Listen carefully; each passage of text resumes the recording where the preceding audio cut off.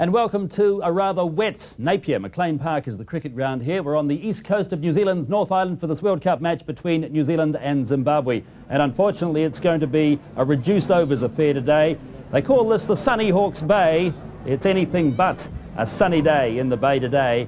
And the spectators are going to be frustrated, I'm sure, by the hold-up in play.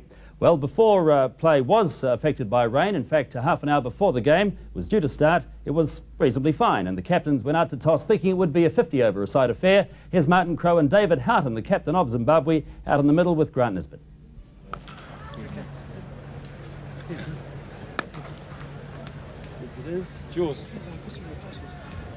Jules. You guys can have a bit. David Houghton, you won the toss. What have you decided to do? Go back to the change room and wait till it warms up a bit. A bit cold, isn't it? Yeah, it is. They're going to bat. We'll have a bowl first. Okay, what do you think of the pitch? Looks pretty good. I'm not too sure how it's going to play, though. You know, just looking at it last night, it looked a little bit up and down. Sort of reasonable pace, but it's going to be 2 bounces. Okay, and the boys confident going into this game? Very much so. Jolly good. All the best. Thanks very much. Cheers, Craig. Thanks, Dave. Good luck. Martin Crowe, you're going to have a bat. Happy with that? Well, it's a bit overcast, but looks a pretty good wicket. Now, New Zealand always does well here, don't they? I don't know if we've won or lost all our games, but we certainly enjoy coming to Napier, and we hope for a big crowd, and perhaps the sun comes out as well. Okay, and the players not playing today? Willie Watson is resting, John Wright, Murphy Sewer. So here's the Zimbabwe playing 11 for today. They've been affected by injuries, and this is their lineup. Andy Flower and Ali Shah, we think, to open the batting. Pycroft, David Houghton, who's the captain, scored 141 for Zimbabwe against New Zealand in the last World Cup, is their best player. He'll bat at 4. Andy Waller gives the ball a real thump. Alistair Campbell to bat at 6. Butchart's an all-rounder at 7. Ido Brandis, who opens the bowling, is in at number 8. Burmester playing his first matches at number 9. Kevin Dewars is another seam bowler, and John Trakos, the experienced off-spinner, to complete their lineup. For New Zealand today, John Wright still injured, so Mark Greatbatch and Rod Latham to go in first. Then Andrew Jones, Martin Crowe, Ken Rutherford and Chris Harris, that middle order in good form. Chris Cairns is in the team today. Deepak Patel at number 8, the off-spinner and lower order batter. Ian Smith's the keeper. Gavin Larson stays in, and Danny Morrison today for this match takes the place of Willie Watson. And Murphy Sewer, the other player omitted from the New Zealand World Cup squad of 14 for this particular match. Well, because of the rain, it's a delayed start, an hour and a quarter lost at the start of the day, and the match reduced to 43 overs per side. Let's pick up the action then with Ido Brandis bowling for Zimbabwe, and opening the batting for New Zealand, Mark Greatbatch with Rod Latham. So the first ball of the game will be bowled by Ido Brandis, the fastest bowler from Zimbabwe. Mark Greatbatch. Well, there's a bit of pace there for a start. So the game's underway, a leg by.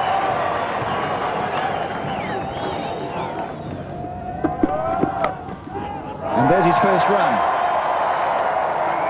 A controlled stroke down to third man.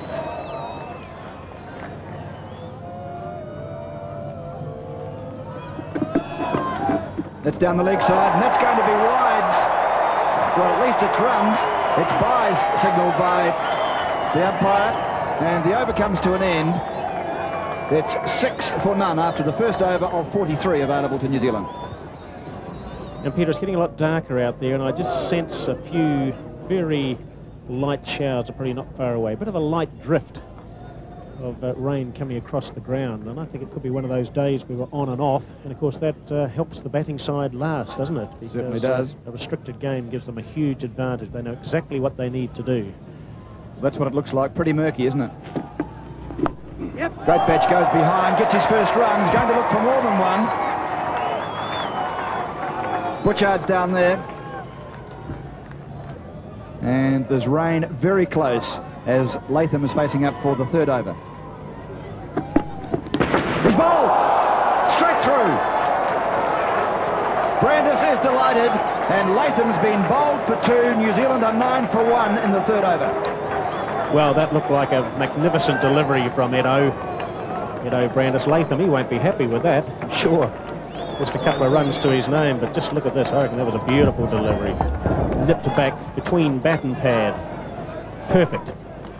Certainly was a marvellous ball, and the reaction from Ido Brandis says it all. The look on Rod Latham's face indicates that New Zealand has started badly in this game, with the opening batsman dismissed, bowled by Brandis for 2, and New Zealand 9 for 1 in the third.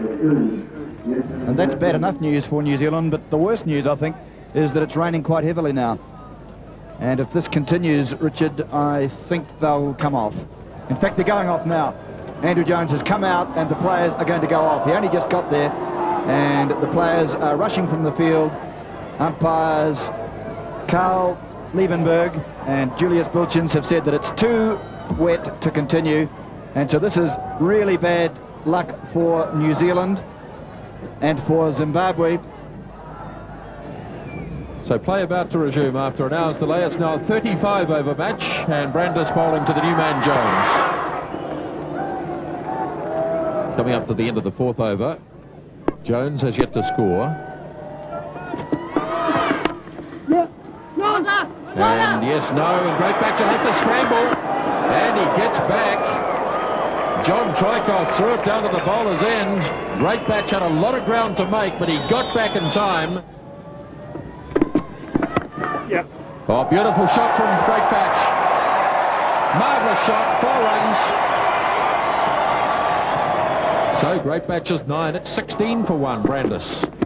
Here he goes again. What a good hit. 4 more. Carrying on from Eden Park. Squirts it away on the onside this time. Won't go to the fence. He'll get a couple though. The fieldsman there, Alistair Campbell. And a couple of runs for Mark Greatbatch off the last ball of the over. Well, the rain is still with us.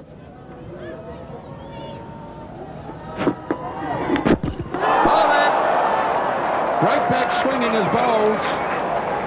Out for 15 and New Zealand 25 for 2 in the 6th over. Yes, we're going to see here that that ball was full. Probably came in a little bit to Greatbatch, got an inside edge and helped it on. But the idea was there, Greatbatch was going to hit over the top, and I think New Zealand have got to take this approach. We just don't know what's going to happen with all this weather we've got around us at the moment. 25 for 2, Greatbatch is out.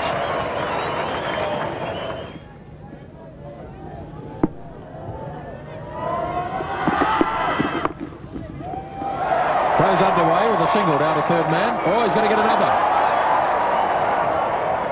Kevin Dewars down at 3rd man, made a bit of a botch of that. He slipped, but he'd already dropped the ball anyway. And so a couple of runs for Martin Crowe to get him started. 28 for 2 in the 7th over. Oh, lovely shot from Martin Crowe. Magnificent shot. 4 runs. Oh, thrashed away through the covers by Andrew Jones. Superb shot. Oh, he's picked it up again, Martin Crowe. This will run away. It's a bit higher. Hasn't quite got the carry, but it has got enough to get to the boundary. So 4 runs. Good shot, Martin Crowe.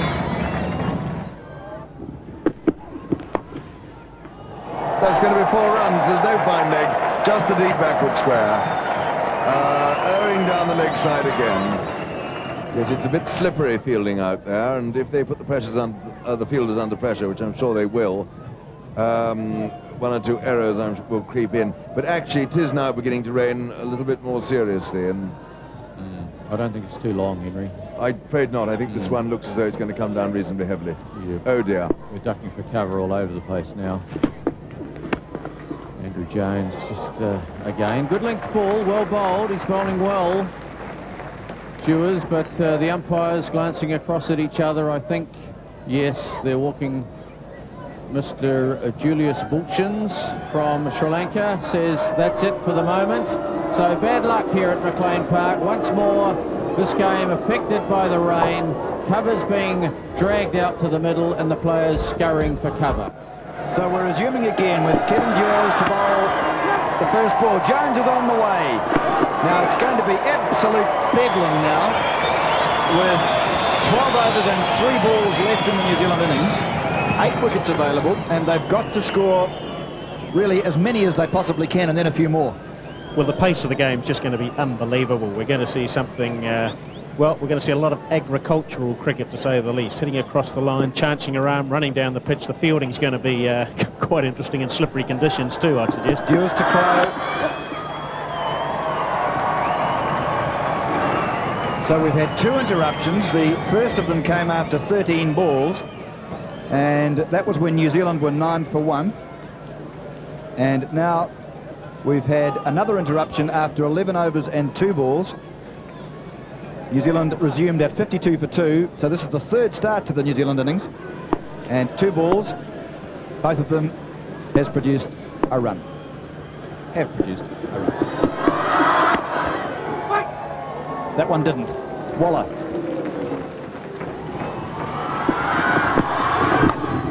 Well, there's good runs for Crow. Turning it down there, knowing it's going for 4.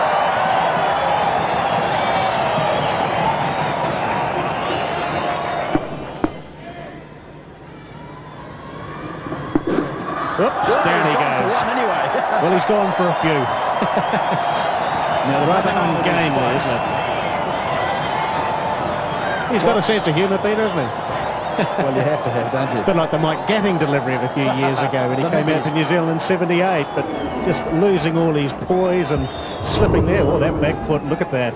Down you go. That's dangerous. Well, actually, he turned right over on it. He didn't put his sole down at all. He almost turned completely over and put the side of his foot down on the ground. Well, we see the funny side of it here. He probably does as well, but he might be just in a little bit of pain. Whoa, there he goes again. Now, this is not funny anymore. Not for Butcher. Well, maybe it is. Well, I don't think those studs are long enough for those conditions out there, really. And, of course, they're going to gather a little bit of grass clipping as well, which is going to sort of... make it harder for the studs to get gripping into the pitch condition. But oh dear. Well, 2 out of 3 ain't bad.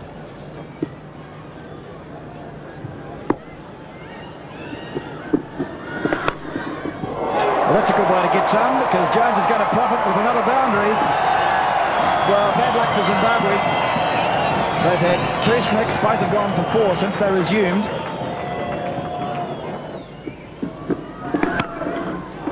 Down to third man, Ali Shah won't get that one.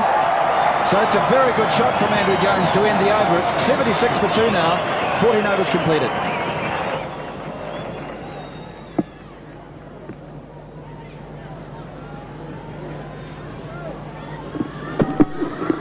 Crow goes high over mid-wicket, and that is right over mid-wicket. Magnificent shot from Martin Crow to end an over which produced 10 runs. It's 86 for 2, 15 overs gone. So what a magnificent shot, Richard. That's exactly what New Zealand needed. Oh yes, and Martin Crow's very good on the onside. He hit that beautifully, in fact. So he's raced away to 33. He faced 24 balls, 3 4s and a 6 in that. So he's doing exactly what he knows is required. And I think if New Zealand get to 150, 160, and that's more than realistic, that may be too many for Zimbabwe anyway. Full toss. Crow gets it square. Brandis is going to be in work again. Oh, he misses it. The outfield did him completely. Well, brilliant 2 balls ago. Makes a mockery of it the next. Well, changing fortunes, isn't it? But he's a big man, and there have to be a fair bit of pull-up there. And when he tried to slow down, it was just bad luck ball. A little bit of poise lost there.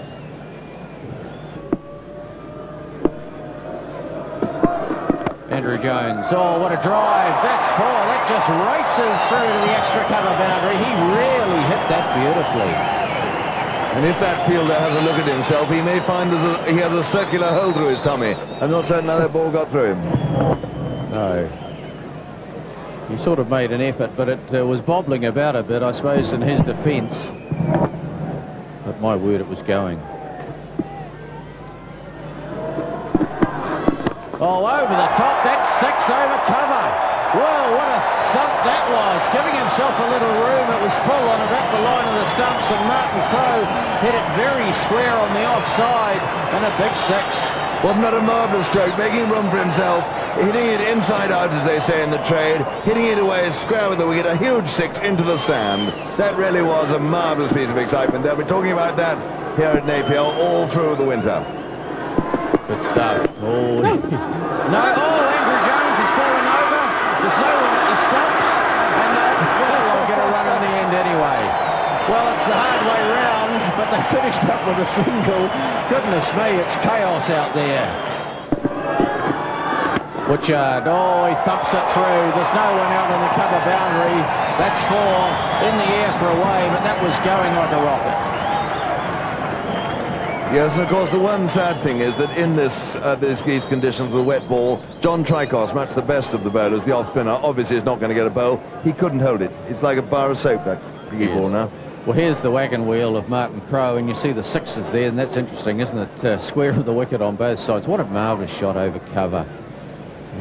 There we are, partnership. 69 balls for the 95 runs. Marvellous stuff. And straight down the ground. Will that bisect the 2 men down there? It does. We really thumped that. Good shot, good straight shot from Andrew Jones. Well, Zimbabwe now are praying for rain. I can be in the rain, actually, talking of that. It's just beginning again. Actually, you're right, Henry. It's looking a bit gloomy again, isn't it? Yes, it's extraordinary how it changes. It really is looking as though it's about to settle in again, and I dare say Zimbabwe will be somewhat relieved to put an end to this massacre of the innocents, which is what we're seeing. So Andrew Jones, he's on to 41, Martin Crowe 57 at the other end, and Butchard, the bowler. And he's thumped this one on the leg side, and Brandis has no chance. I know it's jolly difficult with a wet ball, but really, I think Houghton should have his fielders predominantly on the offside and get his bowlers to bowl 6 inches outside off stump. Martin Crowe on strike. And over the top of cover it goes again. There's no man out there, as we've been saying, and really, that's fatal stuff. So 136. The 100 partnership is up between these two, and it's been whirlwind stuff. Andrew Jones going for the big shot. It's high and just short of the boundary. 1 bounce, 4 runs. Lovely shot by Andrew Jones. Picked it up and swung it away over mid-wicket. End of the over, 141 for 2. McLean Park, and pretty reasonable crowd in, considering the frustrations we've had today with this weather. Still very murky, misty rain out there, but we're getting cricket. And Martin Crowe, full toss, that'll go away. That's 4. Over pitching Butchard and paying the price. Jones just 1 for his 50. It has been a prodigious partnership. Marvellous stuff. And there's his 50, just getting a hand out and taking the pace off it. Martin Crowe coming back for the second, but Andrew Jones, 50 runs for him. He's on to 51 off 55 deliveries. Some marvellous shots from him, 8 boundaries. And sharing a wonderful partnership with Martin Crowe. And we've still got 4 overs to go after this one. It's going to be 200, you know. I think you're right. I don't think there's too much doubt about that, Henry. Rain's the only problem, perhaps. And he's clipped this away. Oh, goodness, that's 4 more. Poor old Brandis out there. He's had a terrible time. Nowhere near it. Mind you, he's got a mile to cover down that leg side. Oh, straight down the ground. Is he going to be caught? He is caught. Lovely catch down there.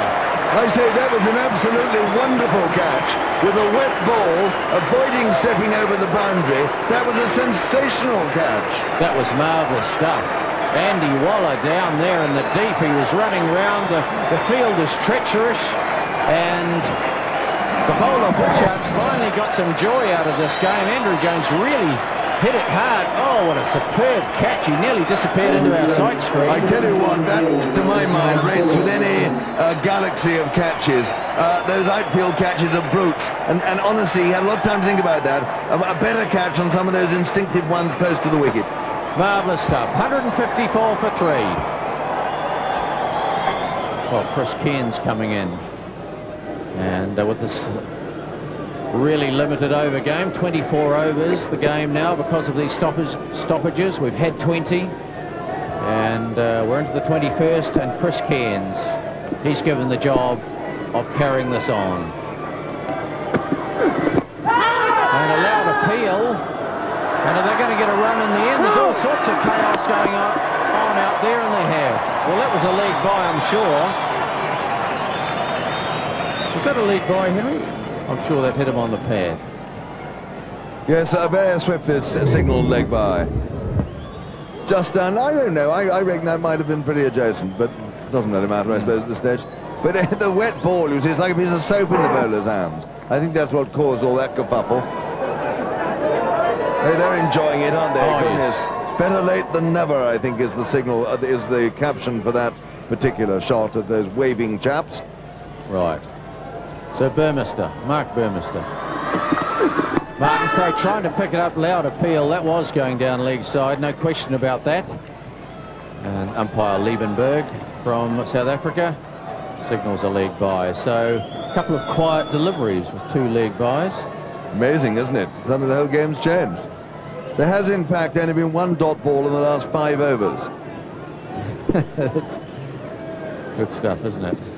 Is this a world record? So many records in cricket, it's hard to keep up with them, isn't it? So Chris Cairns, there's his career record to date, but here he is out in the middle. And he's hit this one, but straight to the fielder.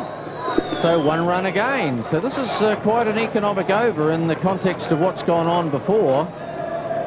The first 3 balls have produced 2 leg bys and a run. I mean, it's a run famine. Well, we really have got some skyscrapers today. Radio City, the Empire State, I mean, they're all there, aren't they? Yes.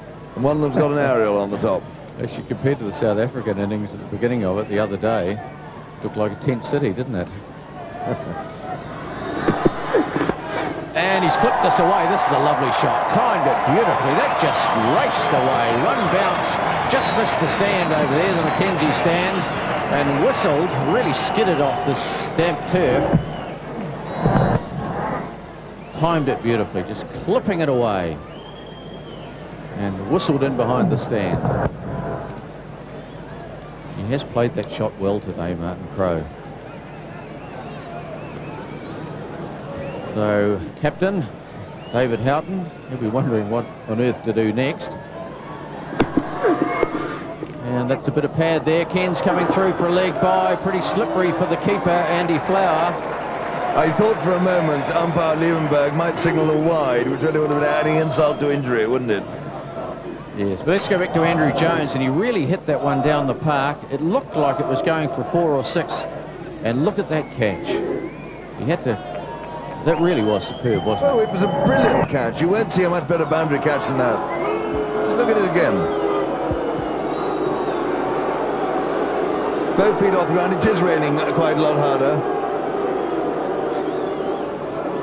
Oh, yes, they've had it. They're going off. And I think one's got to say that's a perfectly fair decision. It's been very unfair on the bowlers just lately, and I think it really has settled in. And I'm afraid I don't object to that decision. Oh, no, it's realistic. Obviously, the crowd don't want it to happen, but it really is coming down. It's very heavy, sort of misty rain. It's closed in again all around Napier. This is very sad for this game.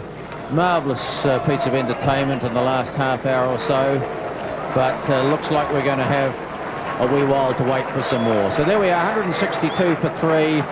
Superb batting, 20 overs gone. The game reduced, and perhaps reduced further, or even given away, who knows. So rather sad for this crowd here. It's been a pretty good crowd considering, but there we are, the scoreboard.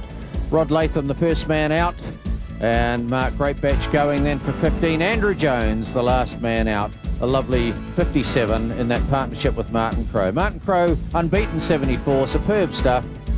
And Chris Cairns joining him very recently. There's the bowling, and look at poor old Butchard there. 1 for 53 off 4 overs. But you wouldn't really want to line up with them today. It's been tough stuff for the Zimbabwean bowlers. So the cover's coming on. Very sad, but we'll be back in a moment.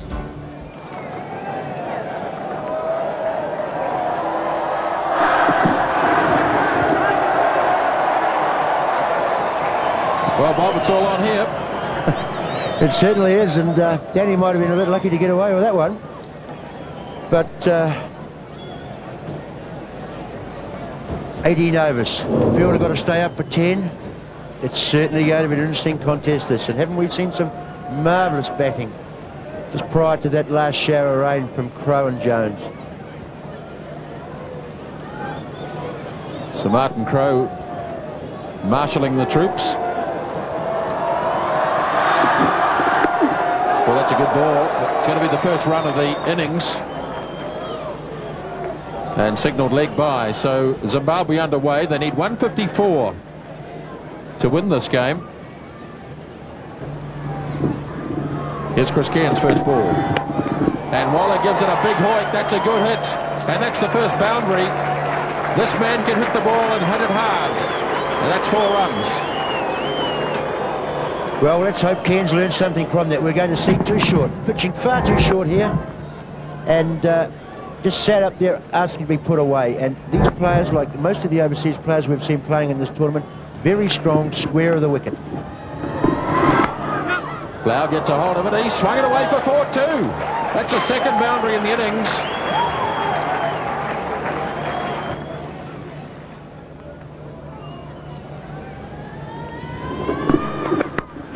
This one's on its way down. Oh, first bounce to Morrison down at third man. And 1 run taken to Andy Flower. So Zimbabwe having a good over here. 10 runs so far off the first 4 deliveries.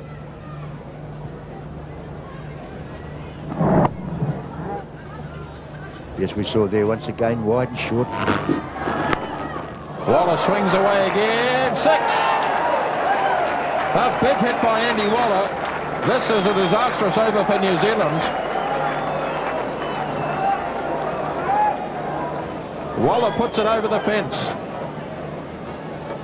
Well, someone's got to be there talking to Cairns about where to bowl. He just hasn't got the length right. Beautiful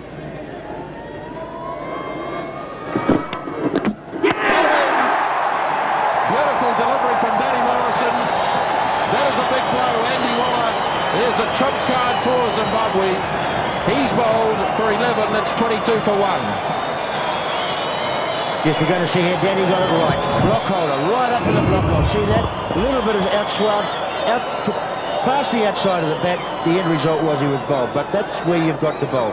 Up in the block hole. Andy Waller gone for 11, 22 for 1 in the third. Here's Gavin Larson, his first ball to Andy Flower. Flower hauls him away through mid-wicket for 4 runs. Well, that was a decisive shot from Flower. Yes, very severe on anything short here. Larson just a little guilty of dragging it out, even though it was wide of the off stump. At Larson's pace, batsman can play him from out there. And Flower seems to favour that shot, doesn't he?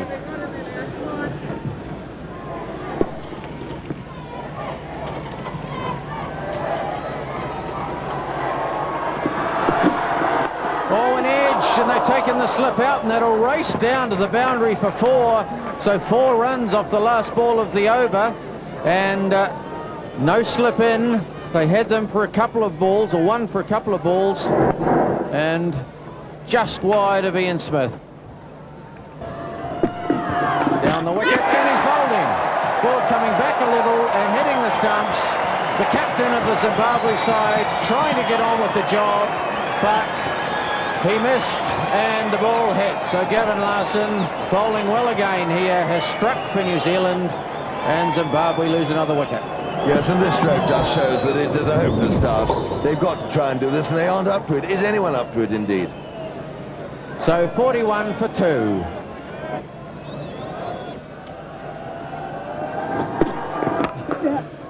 And a good drive. Lovely shot from Flower. That'll run away. There's no one out there. So that was well played. Not too much power in it. It was all timing. I'm sure you meant to say that he blossomed then. It was lovely, wasn't it? I thought you were going to slip that in before we're too much older.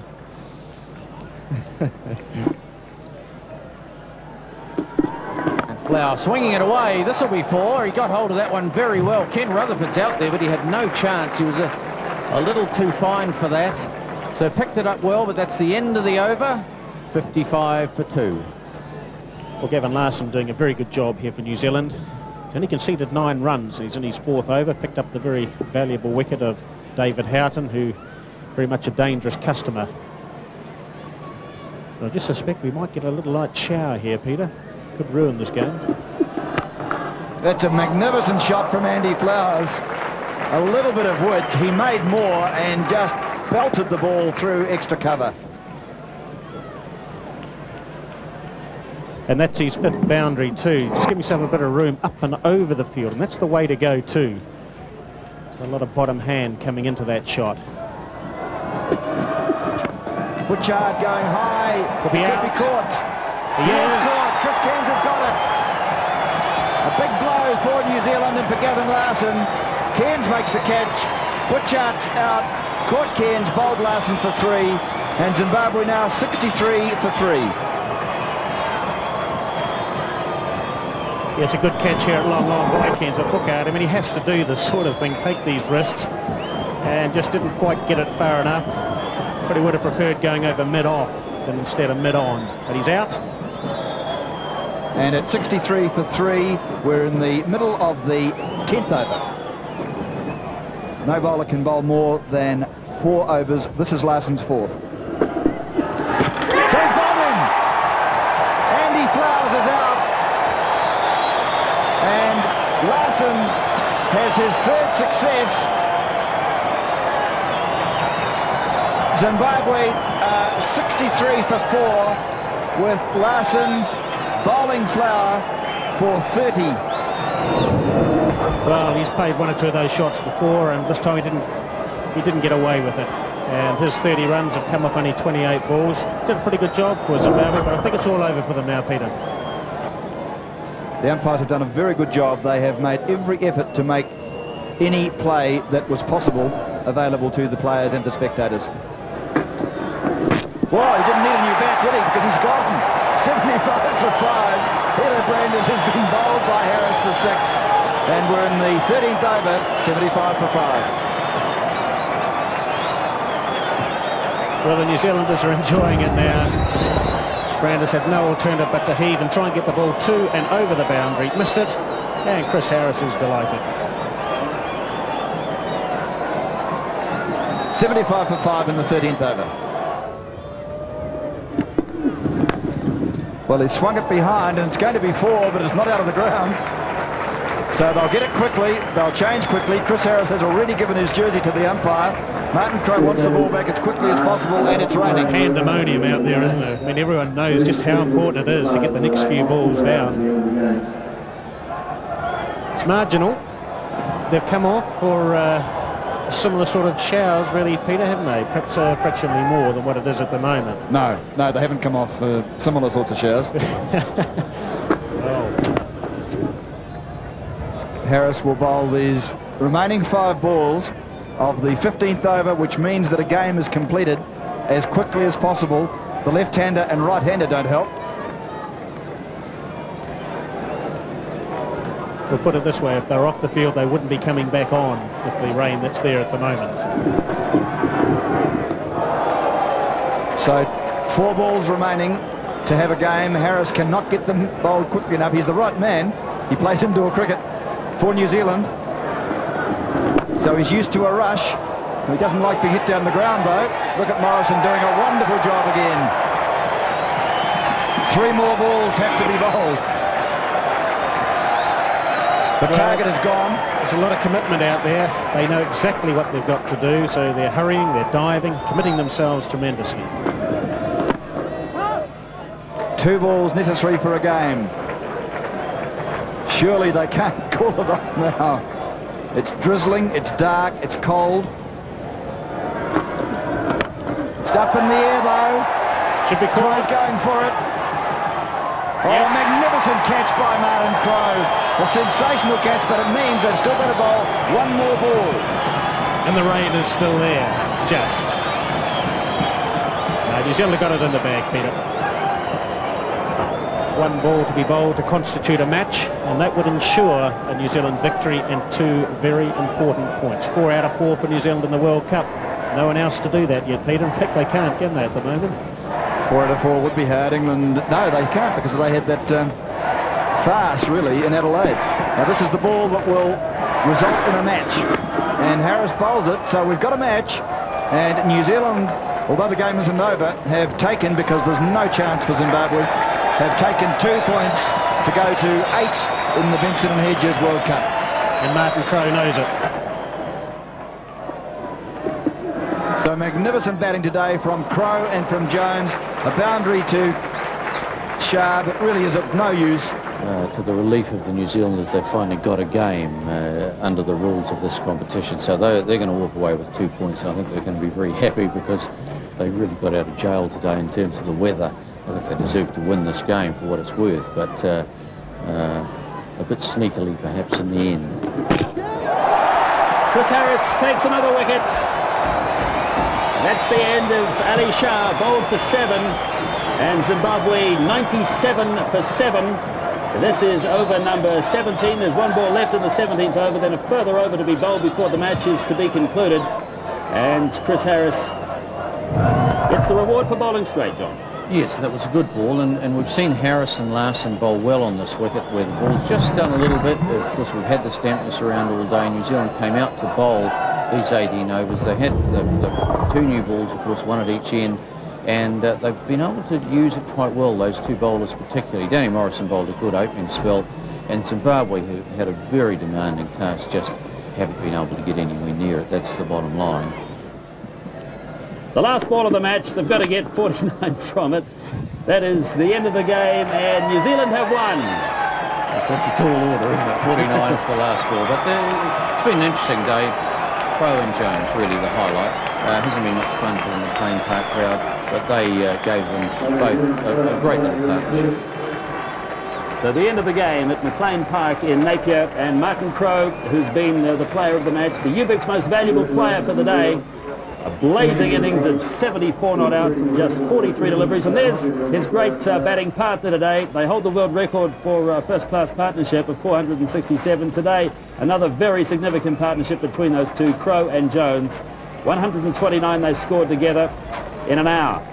Well, in the end, Zimbabwe got to face their 18 overs. It was very murky and very wet when play finished. They fell well short of the target of 154. 105 for 7 they were at the end. The top scorer, Andy Flower, the opening batsman, who nudged 30 pretty quickly. Chris Cairns was very expensive, a nightmare for him really, 2 overs for 27. But the good work for the New Zealand bowlers done today by Danny Morrison, 14 runs, he conceded off 4.